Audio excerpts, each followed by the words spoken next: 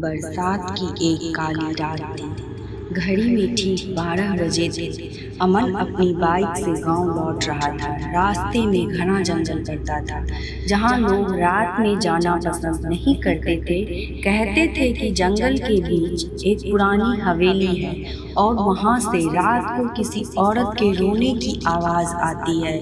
अमन इन बातों पर विश्वास नहीं करता था, लेकिन उस रात उसकी बाइक अचानक बंद हो गई। मोबाइल में नेटवर्क नहीं था, चारों तरफ सिर्फ अंधेरा और बारिश की आवाज़।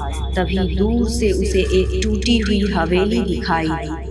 हवेली के दरवाजे पर लाल रंग से लिखा था, अंदर मत आना।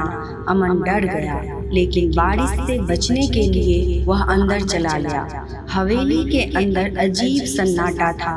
दीवारों पर पुराने खून जैसे निशान थे। एक कोने में टूटी हुई गुड़िया पड़ी थी, जिसकी आंखें गायब थी। तभी ऊपर से किसी के चलने की आवाज आई, ठक ठक ठक। अमन ने टॉर्च ऊपर घुमाई। सीढ़ियों पर सफेद साड़ी पहने एक औरत खड़ी थी। उसके लंबे लंबे काले घने चेहरे को ढके हुए थे। वह धीरे धीरे नीचे आने लगी। अमन ने कांपते हुए पूछा, कौन हो तुम? औरत अचानक रुक गई। फिर उसने अपना चेहरा उठाया। उसकी आंखें नहीं थी, सिर्फ काला अंधेरा। अचानक पूरी हवेली में बच्चों के रोने की आवाज गूंजने लगी। अमन भागने लगा, लेकिन हवेली का दरवाजा अपने आप बंद हो चुका था। तभी पीछे से वही औरत फुसफुसाई, तुम वापस क्यों आए हो? अमन ने पीछे मुड़कर देखा और उसके होश उड़ गए। दीवार पर लगी पुरानी तस्वीर में वही औरत थी और उसके साथ खड़ा आदमी बिल्कुल अमन जैसा दिख रहा था। नीचे लिखा था 1947।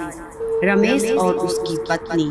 अमन की सांसें रुकने लगी। तभी अचानक उसे याद आया, उसकी दादी कहती थी कि उसके दादा का बड़ा भाई एक हवेली में रहस्यमयी तरीके से गायब हो गया था और उस हवेली को लोगों ने जला दिया था, लेकिन वो हवेली आज भी वहीं खड़ी थी। अचानक औरत चीखी, अब तुम कभी यहाँ से नहीं जाओगे। पूरी हवेली कांपने लगी, लाइट जलने बुझने लगी। अमन ने पूरी ताकत से दरवाजा खोला और बाहर भाग गया। सुबह जब गांव वाले वहां पहुंचे तो जंगल में सिर्फ अमन की टूटी हुई बाइक मिली।